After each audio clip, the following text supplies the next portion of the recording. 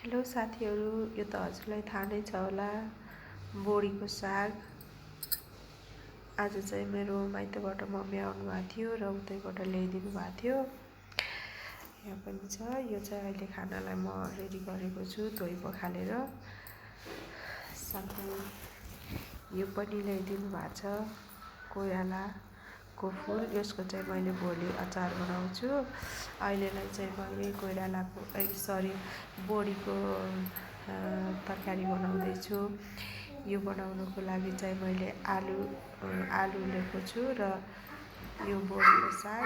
आलु चाहिँ नहुने हुन्छ यो तरकारी बनाउनुको लागि। आलु चाहिँ मैले पहिले नै काटेर यसरी पानीमा डुबाएर राखिसकेको छु। अनि यसको लागि मरमसला भनेको चाहिँ चुकिलो चाहिँ चाहिन्छ। यसलाई चुकिलो नभयो भने चाहिँ अलिक टर्रो च्यापच्याप गर्ने हुँदो रहेछ। तेल र अलिकति चुकिलो चाहिँ राख्नु पर्दो रहेछ। अम्चुर राखे पनि हुन्छ र यसरी गोलभेडा टमाटर राखे पनि हुँदो रहेछ। लसुन झाल्छु। अनि त्यसपछि मेथीले जिराले झाल्छु। अब चाहिँ म पकाउन जाँदैछु। त्यसको लागि मैले पहिले सुरुमा ग्यास बालेँ, कुकरमा तेल राख्छु। तेल राखिसकेँ। अब यो तात्यो भने मैले यसमा मेथीको गेडा, जिरा, लसुन फुराउँछु। यहाँ तेल तातिसकेको छ, मेथी फुराउँछु। मेथी चाहिँ अलि ब्राउन कलरको भयो भनेपछि मैले अरू मसला राख्छु।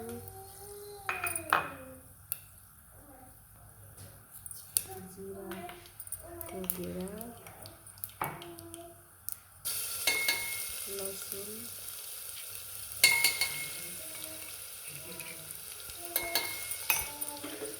अब यसलाई एकछिन चलाउँछु।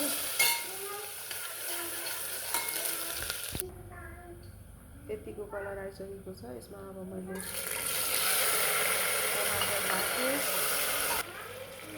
अनि अलिकति बेसार, नुन आफ्नो टेस्ट अनुसार। अब मैले चाहिँ यो टमाटरमा आलु पनि राख्छु। यो दुईटालाई एकछिन पकाएर अलिकति रस राख्छु। आफूलाई जति मनपर्छ त्यति। अनि हल्का एकैछिन पलाटपुलो पारेर थोरै एक सिटी पनि राम्रोसँग नलाग्दै निकालिदिन्छु। अनि यति मिठो हुन्छ बोडीको तरकारी।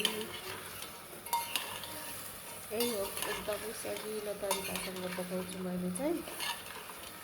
हजुरहरू ट्राई गर्नु होला। हजुरहरूको आफ्नो तरिका होला, हुन त आफ्नो तरिका हुन्छ। मेरो चाहिँ यस्तै एकदम सरल तरिकाले हो पकाउने। मिठो हुन्छ बोडीको तरकारी सिजनमा। यसमा मैले अलिकति जिरा मसला पनि मिसाउँछु। जिरा र धनियाँको पाउडर हो यो चाहिँ। सानो के गरे? अब यसलाई चाहिँ म एकछिन पाक्नलाई छोडिदिन्छु।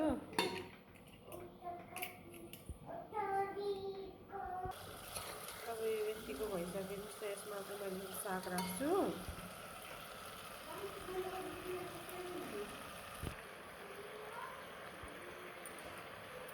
अब यसलाई चाहिँ म अलिकति एक दुई पटक चलाउँछु। ल साथीहरू हेर्नुहोस् है, अब यो यस्तो भयो। अब यसमा चाहिँ मैले थोरै रसको लागि थोरै पानी एड गर्छु। खुर्सानी चाहिँ मैले राखेन, किनभने मेरो छोरीहरूले पनि हल्का खान्छन् नि रससँग भात, त्यही भएर खुवाउनलाई राखेन।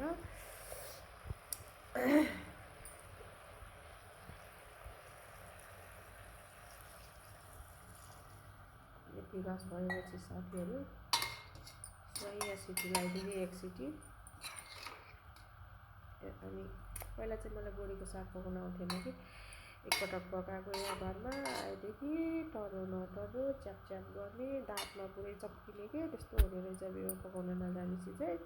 अनि एकपटक फेरि उता माइतमा आउँदाखेरि पनि म त्यस्तै बिगारेको थिएँ कि पुरा एक डेब्ची बोडीको साग फाल्ने बनाइदिएको थिएँ।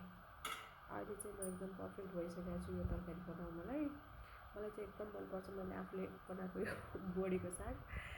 सो अब सिटी लगाइदिन्छु।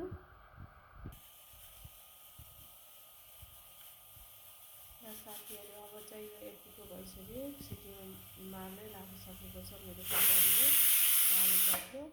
अब यसलाई चाहिँ म निकाल्छु होइन। अनि यही चुलोमा चाहिँ मैले अब भात बसाल्छु। अब भात पाक्यो भनेपछि बोडी र आलुको तरकारीसँग भात खान्छु। अहिले रेडी भइसकेपछि पनि देखाउँछु ल।